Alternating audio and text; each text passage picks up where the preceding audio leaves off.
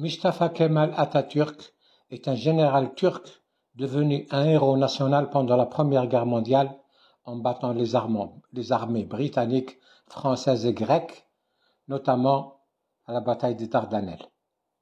Après la fin de la guerre et les accords démantelant l'Empire ottoman, il destitue le sultan Mohammed VI en 1922 et transfère la capitale à Ankara où il institue la République. En 1923, il est élu par le Parlement président de la République. Il fait adopter une série de lois constitutionnelles proclamant que la base de l'État turc est la souveraineté du peuple et faisant de la Turquie une démocratie parlementaire. En mars 1924, il présente à l'Assemblée nationale un projet de loi supprimant le califat et imposant la laïcité. Sous la menace des armes, les députés votent le texte. Ceux qui s'y sont opposés, même parmi ses anciens compagnons, sont pendus ou fusillés. Il abroge la législation ottomane inspirée de la charia et la remplace par le code civil suisse, le code pénal italien et le code de commerce allemand. Il interdit sous peine d'emprisonnement l'usage des salutations islamiques, salam alaikum, et toute expression de la culture arabe, littérature, poésie, musique, danse. Il promulgue une loi assimilant le port du tarbouch rouge, c'est le fez, on appelle ça en français le fez, en Algérie on appelle ça Chechi Istanbul. Donc il promulgue une loi assimilant le port de ce chapeau à un attentat contre la sûreté de l'État. Il remplace le vendredi par dimanche comme jour de repos et le calendrier arabe par le calendrier occidental. Il fait fermer les mosquées, interdire les livres religieux, coupe toute relation avec les Arabes et se tourne complètement vers l'Occident. Il donne une année à la nation pour s'habituer à écrire en caractère latin la langue turque qui s'écrivait jusqu'alors avec les caractères arabes.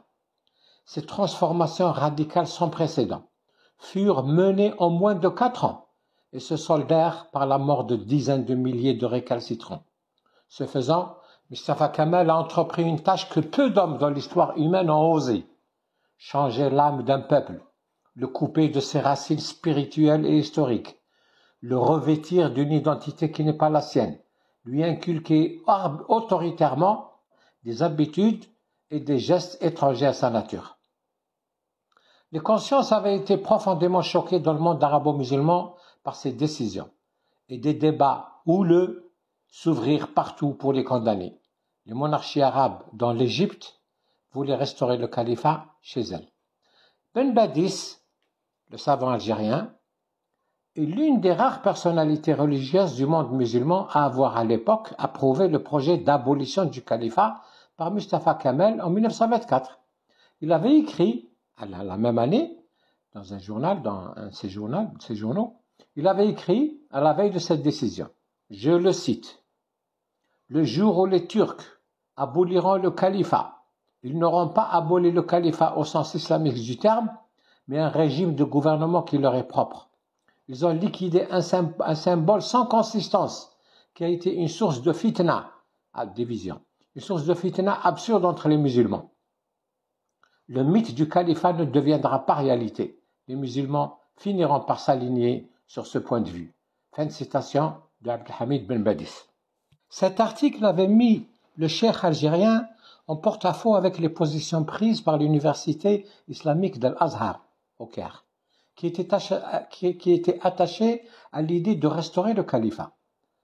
Dans cette ambiance parut au Caire en 1925 un livre intitulé « L'islam et les fondements du pouvoir », écrit par un savant religieux azharite, Ali Abderrazik, où il justifiait au moyen de références coraniques l'abolition du califat en lui ôtant toute légitimité religieuse. Ben Badis se mit là aussi du côté de Ali Abderrazik, contre qui s'étaient déchaînés les hommes de religion et les pouvoirs arabes monarchiques. C'est dans cette effervescence, entre 1924 et 1928, que sont nés en Inde le mouvement Jama'at Tabligh, groupe de prédication, et en Égypte le mouvement des frères musulmans. qui sont les deux sources historiques de l'islamisme djihadiste.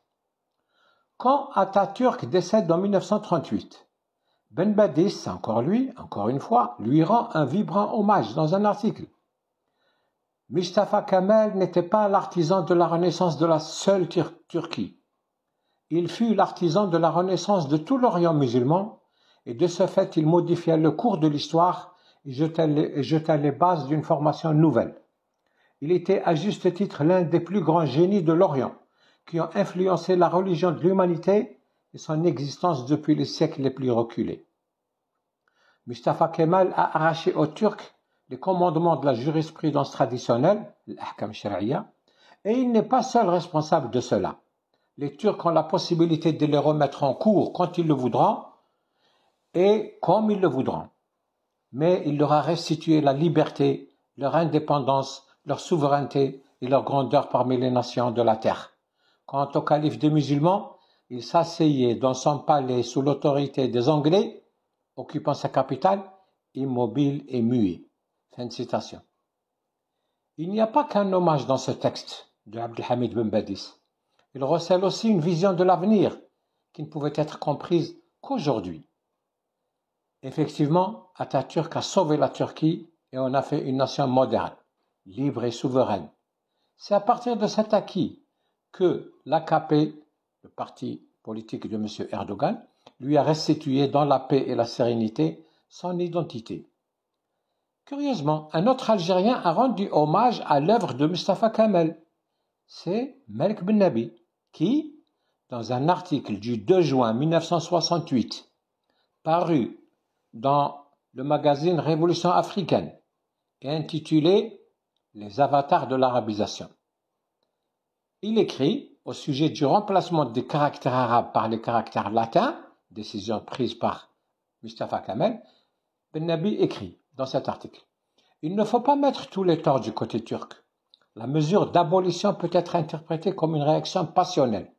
Il faut tenir compte d'une conjoncture dramatique dans laquelle la Turquie nouvelle faisait face aux suites du démembrement de l'Empire ottoman.